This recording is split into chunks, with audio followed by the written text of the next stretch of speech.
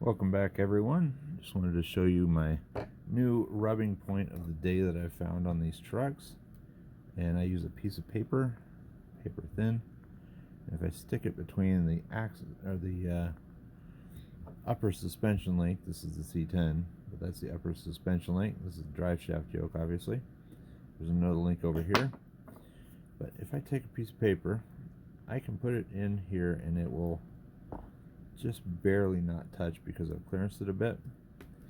If I flip this around and try to put it in on the left side, I cannot put that paper between the yoke and the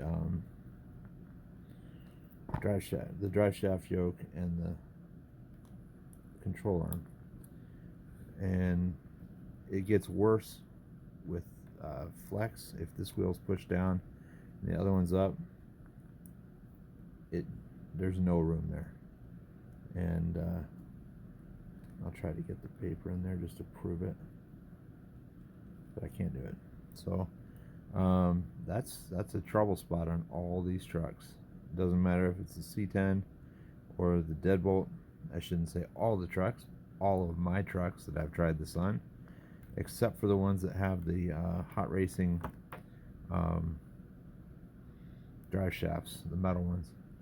But just thought you'd be interested to know that. So I'm going to clearance out my upper control links, and hopefully that will make it not rub there. Alright, I don't know if you can see it, but it took a pretty good cut through that control arm to clearance that enough to where it does not touch the drive shaft in full flex. I'll try to find my paper here and show you that it goes through now.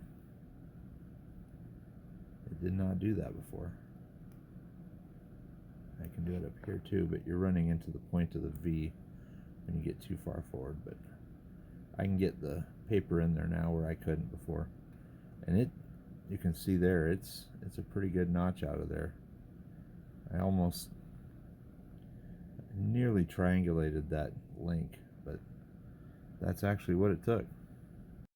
Well, I just figured out the reason why you don't have to make a symmetrical cut here, but this is the size of the one that I've got going over here. I just showed you that.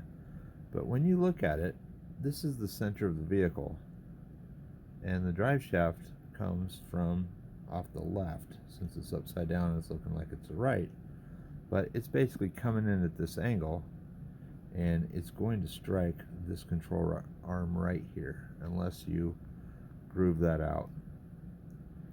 So it seems pretty simple to me. They put a little notch in there at the point of the V, but it's not enough. It still rubs. So a little bit of a offset channel if it was molded in, taking into consideration the orientation of the actual drive shaft. It's not centered like this. So, but they made a centered divot. It's coming in at an angle, and the divot should have been a grooved angle, the same radius, plus a little more as the drive shaft.